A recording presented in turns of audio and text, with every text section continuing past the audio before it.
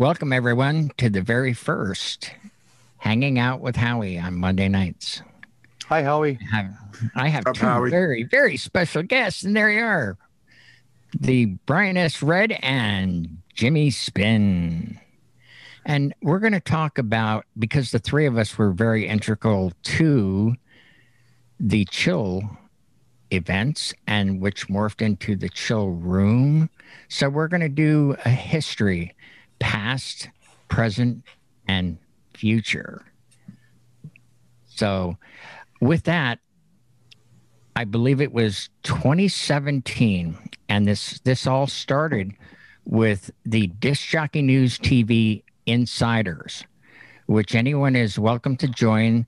There is some free account with limited access, and for $10 a month, there are literally thousands of videos on just about any topic you can think of, from industry leaders like Brian and MJ and John himself and the various guests that they've had on.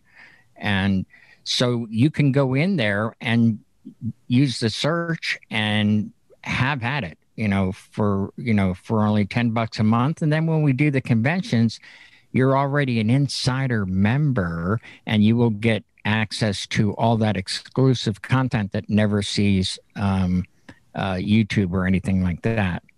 With that being said, what happened was the insider thing just really took off and became like a family. And in 2017, people started posting in the insider and saying, hey, we should have a meetup. We should have a meetup at the expo in Atlantic City. And so John contacted me and said, Howie, they want to have a meetup. Can you find a place? So I found the Irish pub and negotiated some drink specials and some food specials and so forth. And the very first one was 35 people. Do you have a picture of that, Jimmy? Yep. Here's the insider pub. The Irish pub. And the first one, a shot of us. There was like 35 of us, I believe. And there we were, all huddled, just enjoying, some beverages and some food and swapping stories and laughing a lot. It was a very good time. Larry looks thrilled there at the back. Yes. Now, come 2018,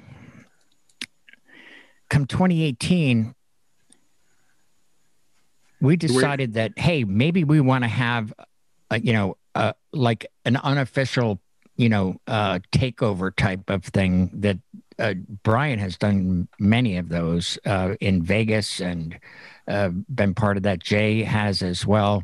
Vegas, Atlantic City. I'm Midwest. You started something up there. And so we decided, well, okay, let's see. I negotiated with them. They said, yeah, you can have the patio. And we went there in 2018, and we had a full light and sound system there. And we had 4 DJs from Disc Jockey News TV. And this is, Jimmy, can you show us a few of those shots? Yep. There you go. Now, this isn't the video that I wanted yet. Okay. That's a video, right? Yep. I have a real quick story to tell before that. All right. Okay. Now, we were outside here in that courtyard, and it rained like crazy. But I'll tell you what, you can go ahead and run that video. What happened was we were there. Everything, I mean, it was really packed. And the reason that we wanted to have this was that we invited all of our sponsors and anybody that wanted to come, because after being in the convention center, even with earplugs at 130 dB, it is just ear fatigued like crazy. Okay. So John said, hey, look, it's got to be chill. And that's where the word came from. So, Jimmy, don't start it yet, please. All righty. Okay.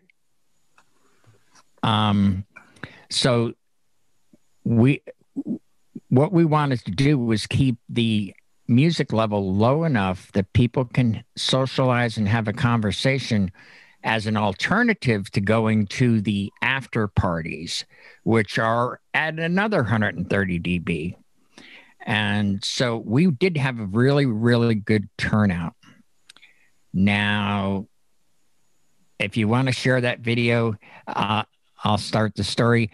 We were there all afternoon moving these big concrete things. I was tired and I'm sitting out, and Brian comes up and he sits down. He goes, "How you doing, brother?" I said, "Okay." He says, "You all right?" And I said, "Well, I'm a bit fatigued and now I got to get up and do these, these giveaways right now and MC. So do you have sound on that, Jimmy?" I thought you were getting it. Hang on. I hit the box. So Brian's sitting next to me and he notices that I'm fatigued. And I said, he offered to do the emceeing. I said, "Man, would you please?" I gave him the mic and he went up there and he killed it. And here's a quick clip of what Brian did there. He really killed it. Audio, please. Yep. It's not. You probably didn't click the share sound box. Yeah, I'm pretty sure I did, but I'll go back. It's turned down too. Yep. Not a problem. We can come back to it. All right, we'll skip over that. Anyway, Brian was gracious enough to do that for us. It was just a funny thing that we had hoped to get in there. So what happened after the chill events were very successful, so much so that the year after that, it rained. And we thought, oh, nobody's going to come. Same here. And we were inside, and it was standing room only. There was over 150 people standing inside. And so here we come to Brian, because right after that event, it was still 2020, and February, we went out to Photo Booth Expo, Disc Jockey News, and John Young produced the DJ track of it.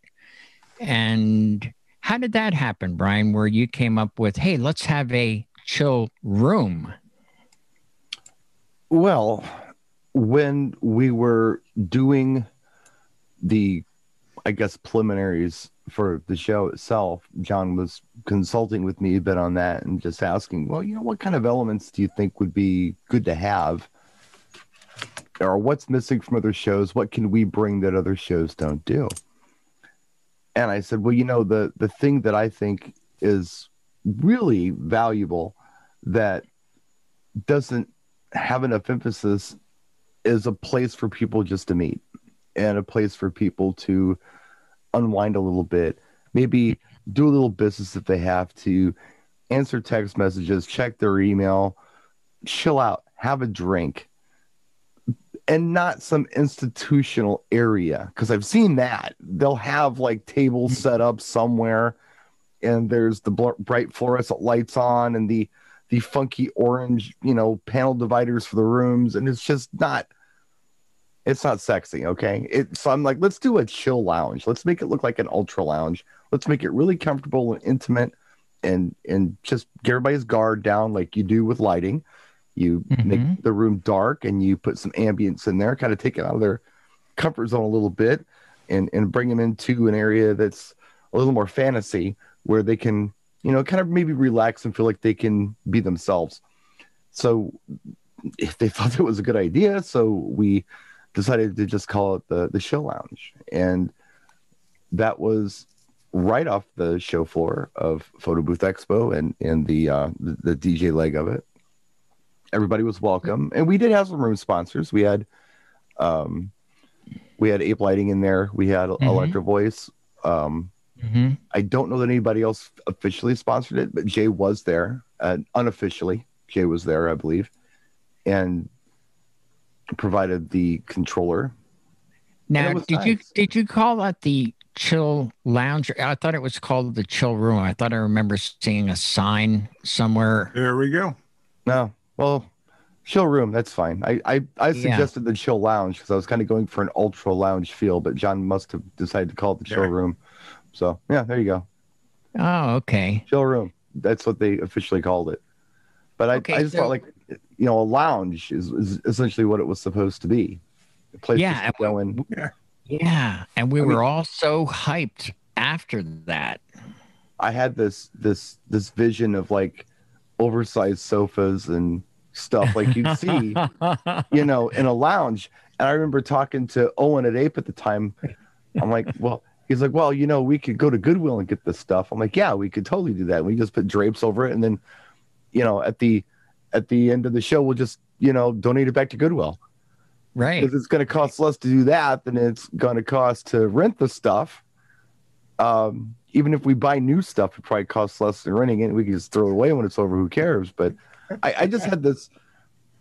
At the time, I don't know why, but I just had this vision of making it look like something you'd see in Paisley Park Studios in Minneapolis or Minnesota. That's what I wanted to do. You know, very very Prince-esque kind of cool thing. But it was cool. It worked out really nice, and It was really minimal effort. was. You did a great job with the lighting in there too. Yeah, it was pretty simple. Real and- easy stuff. And the fact I that really, both you and Stevie, your daughter, schlepped that stuff in your carry-on bags all the way. Well, Owen had quit Ape Labs. He was the guy Right. who was like on board Right. with this. He was going to be in there. He was going to be this product rep, and Germany had agreed to pay to sponsor this, which is essentially room rental from South Point. And Owen left, and then Germany didn't really know anything about it, and it got weird. And I tried to broker the deal, but to save money on it, I'm like, okay, I tell you what, we'll just put my product in my luggage, and we'll bring it. So between Stevie and I, we loaded up our suitcases, and then I couldn't bring my charging cases, so I had to have the gentleman at what's it, KPO DJ bring me some chargers for Ape because I didn't have any additional chargers. Mm-hmm. We were running it for like what was it, 2 days or 3 days?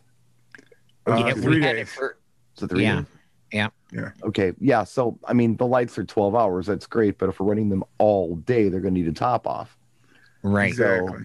Yeah, it was an interesting undertaking, but we pulled it off. That Yeah. we did. Yeah.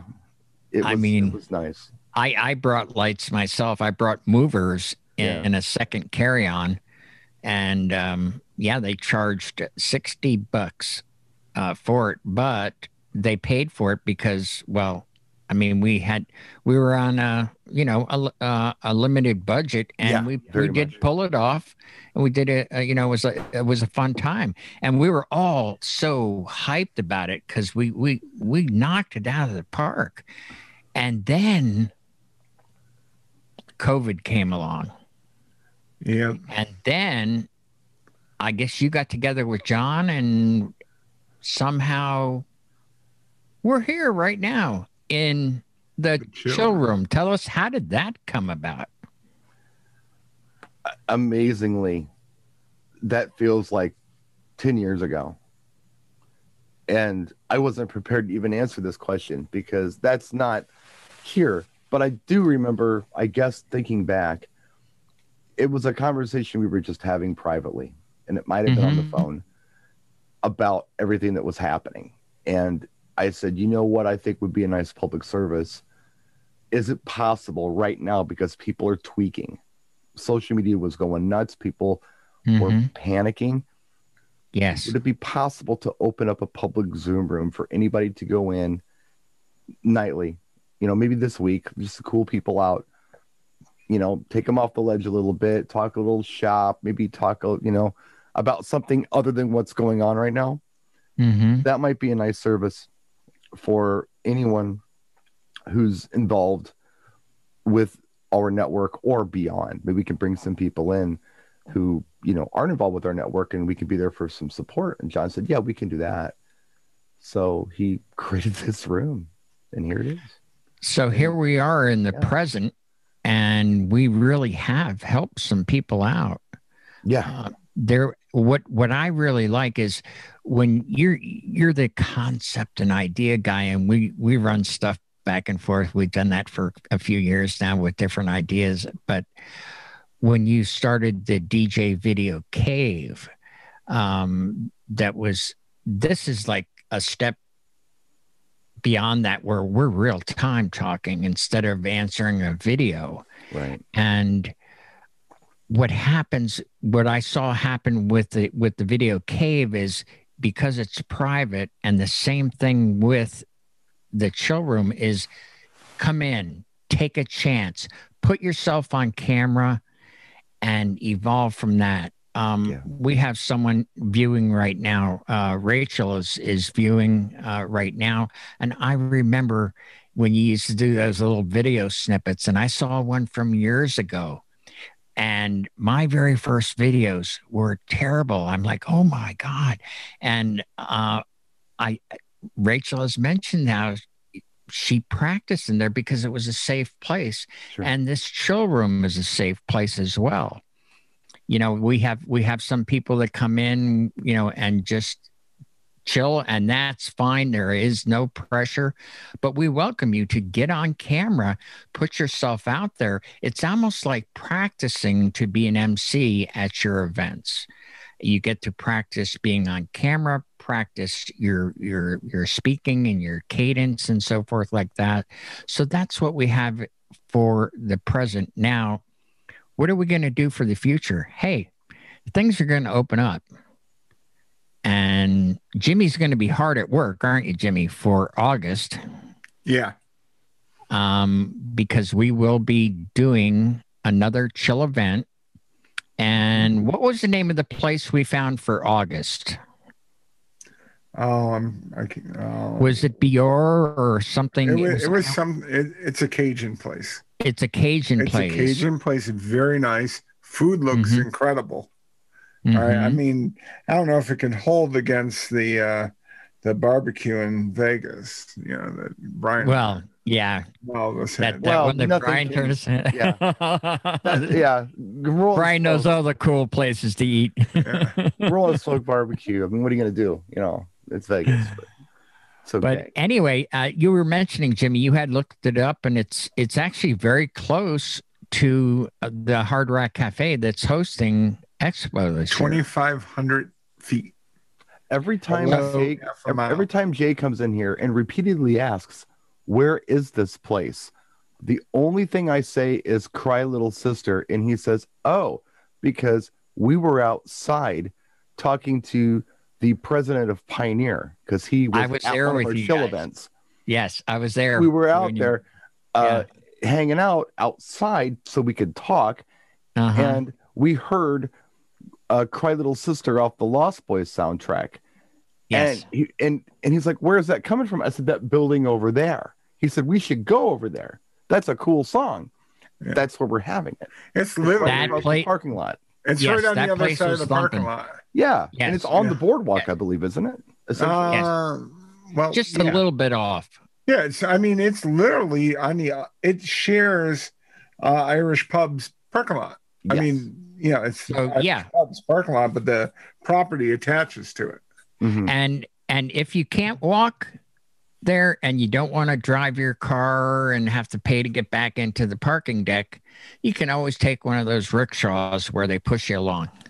Yeah. Well, being at the Hard Rock Casino, location-wise, it's just a stroll down the boardwalk. I think it really is. It's just literally a casino over. You go past resorts and you're kind of there. Yeah. So that's my understanding. For some reason, the last time I got on that damn rickshaw, the guy went like 20 feet and started swearing at me and told me to get the hell off. I don't know why. I mean, what the hell? Did you prepay? No. He dropped out of a heart attack. I don't know what happened. Just fell over dead. Said something about shin splints or fallen arch or I don't know. A hernia. I don't know, something. Yeah. All right. Hey, this is the kind of stuff that happens all the time in the chill room we're self-deprecating humor and laughter and a lot of music, and you can be sure that that sort of thing will happen at any chill event. So we already have confirmed just from the chill room that there's going to be 8 people that are regulars in the chill room going to Expo. Everybody's welcome. And if you have any questions, we're going to sign off now, and then everybody can unmute their mics, and we will take any kind of questions. Or, hey, if you don't want to talk about this anymore, we'll talk about anything you want. Before you log off, before you stop this recording, I do want to add that a couple things, if you don't mind. Not at all. You'd mentioned the DJ video cave. Yeah. Yes. My concept. Yeah. I kind of let you guys run it. Same thing with this. My concept, kind of let you guys run it. The reason I do these things, especially the video cave, just so everybody understands, and it goes to the point you were just making. We're self-deprecating. We give each other a hard time. We have a sense of humor about each other. This translates very well in video. This would not translate well in text. Not at all. That Jimmy and you and I just had, and the laughter we had. If you read this in text, it would look like a hate offensive crime. Yes. So the reason I wanted to do the video cave was to put your money where your mouth is.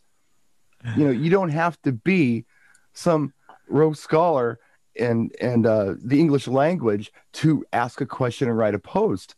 All you have to do is turn the camera on. People can hear the candor of your speech, and they can see the expression on your face and how you're presenting your question or your topic. And it puts things in perspective. It does. From just, typing stuff. And it's the same thing in here. This is why this is good, and not just a chat room of some kind, because it's important to understand where people are coming from and who they are, and put a name to the face and get to know each other and become friends. And not just have some stupid misunderstanding because of a typo. So exactly. I couldn't think of a better way to say it. I mean, I know that it wouldn't translate well, like, because I'm known as a jokester or, saying smart remarks. And then when you go, you a-hole, and I go, and I see your face, I go, that's a term of endearment when Brian calls me that, you know? Yeah, right. Exactly. That's who we are. That's who we are. Well, you should have seen all the crap we went through to get to this point right here. Oh, man. All right. That was the picture I was waiting for, too. Yeah. Yeah. Oh, my gosh. Moving those things. That took a good hour to move those. Oh, yeah. And they had to weigh a ton. We had concrete. Oh, isn't that who is that in the blue shirt? Is that that's our friend from West Virginia. Oh, is that Bob? Is that Bob? No. Or Tom? Yeah. Well, anyway, we were lucky that there were some insiders came early to help us, and it was 4 of us trying to move these things, and we were all sweating, and we finally got that corner cleared out to to put up the lights and get the booth set up. And wow, we made it just in time, and we had a beautiful night. So yeah, and it's all that, like you said, Brian, about in the cave, we're part of the band, and that's how I feel in here. I can't wait to meet the new friends I've made in the chill room in person at Expo. And also me, because if you don't know me really well, if you know me from watching my videos, that's one guy, and he's a nice guy. But if you know me personally, I'm a bit of an anarchist. I don't like to do things by the rules. I don't like to do things officially. I love unofficial things. I can confirm that. So anything that isn't officially part of a show, of like DJ Expo, for example, if it's not an official DJ Expo event, I'm all about it. Because, there you go. If you know. If you were told it's happening, then you should come.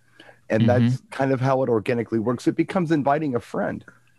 And that's Marl's tamale party. That was his whole thing. Yes. The one thing bring a friend. The one It thing was I'll, wonderful. the New one friend thing I'll Yeah. caution you of, no matter what the weatherman says, always bring a tarp. Yes. Yes. That and yeah, Bring a tarp. 5 minute squall that came over. I reached down to grab the tarp, and these people, you could tell they're real DJs. That's Michael, by the way. They grabbed it that's out of my Michael hand. Thelma. They held that up, and then I went up to help with that, and I looked back, and the plastic I put over my computer and my iPads, it had blown off, and I looked back, and there's Rachel with her hair all done up out in the rain covering my computer. Like, that's love. That's She love ignored for my another- fries completely. you know? Like everyone else And- did. Dude, I covered your fries, but I'm sorry about the wind. I mean, Dude. I'll replace the $5 Somebody goes do some goddamn fries. fries. look, we'll give you your $5 back. All right. Yeah, I know, right? Stop crying, will you? Jeez. All right, guys. I think we should end it here. We Take a hit trip to Golden 30-minute Arches. mark. So, all righty. Thank you all for tuning in, and have a good night. And we'll be back hanging out with Howie Mondays Summer. at 10 o'clock in the chill room. You can be an Night, all. insider. Right. Take care.